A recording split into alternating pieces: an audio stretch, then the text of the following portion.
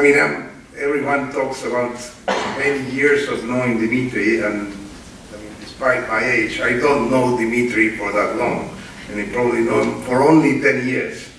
Okay, and when I was appointed director for FIG, I mean, Dimitris was not very happy. It was, I was a total suspect, because my previous two bosses had been Jurki and Gavin. So, I mean, at the beginning, my relationship with him was testy, let's put it nicely. So, as many of you know, I mean, one of my closest friends and advisors is the great Alemayo. Okay? And so Alemayo tells me, look, you have to improve this. So let's go to Istanbul. And that's when that video took place. So I mean, it was a very nice Sunday.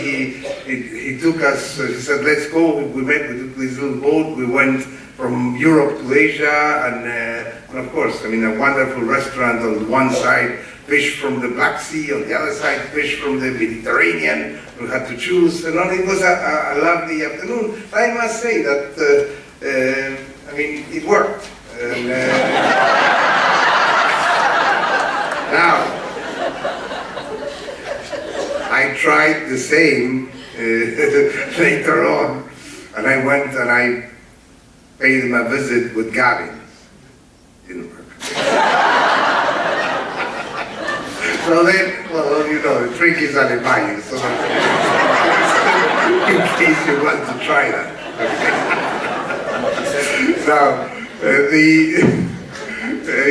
other anecdote that I want to share with you is that we had a very difficult project, and I will not mention the project, but it was one of those very controversial projects at the board and within IFC, and well, Dimitris was very supportive all along, and somehow I had received instructions from Jin Yong that if we were going to do another of these projects, I had to go and get permission from him. I went through the motions. I said that through what at that time was CCC or CSC or something like that. And I thought that was enough of an advice. And it was like, in the last few weeks of Jin Yong, suddenly I'm in Thailand. I get, my phone rings, it's 5 o'clock in the morning, 6 o'clock in the morning, and it's Jin Yong. And he told me in the most, I mean, aggressive, strongest, I mean, irrepeatable way that I was fired. And that I mean, he had 15 days, and if all he accomplished in those 15 days was to complete my firing, he was going to, this was going to be his biggest success at IFC. So, I mean, I can tell you, it was a real dress down. So what do I do? Okay. My boss is Dimitris. I'm going to call him, so I pick up the phone, ring, and he answers. He said, "Hi, this is Dimitri. I mean, this is Marcos. You know, I'm in Qatar, and it's 2 o'clock in the morning." And then I explained to him the situation, and he said to me, "You know, Marcos, Jin Yong has 2 weeks. I will protect you. There's no way he can fire you."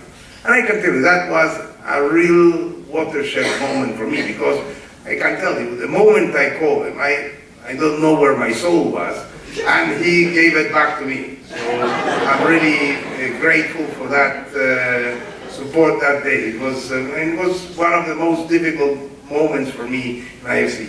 Now let's go to the more serious stuff, and I just thought that I should summarize, from my perspective, what the teachings that Dimitris is leading to the corporation, and I work very closely with him, and I worked with him in the CCC and so forth. So I would say that from the three dimensions that he's brought to this organization are people, strategic vision, and a sharp nose for the deal. I mean, private finance is to a large extent a people's business. The relationship with entrepreneurs or business leaders are built over many years, and an honest handshake quite often is worth more than a 1,000-page contract. Dimitris has a global network that will be hard to replicate and will be greatly missed. I also remember the countless opportunities that I consulted with Dimitri as to who was the best person to do a given job in IFC. And quite often, he would come up with an outside-the-box suggestion that would be spot on. Shortly after I took over FIG, I invited Dimitris to a staff meeting. When asked by a staff member what could FIG do better, I still remember, as if it was today, that he said, look, what FIG is missing is doing more work on the capital markets.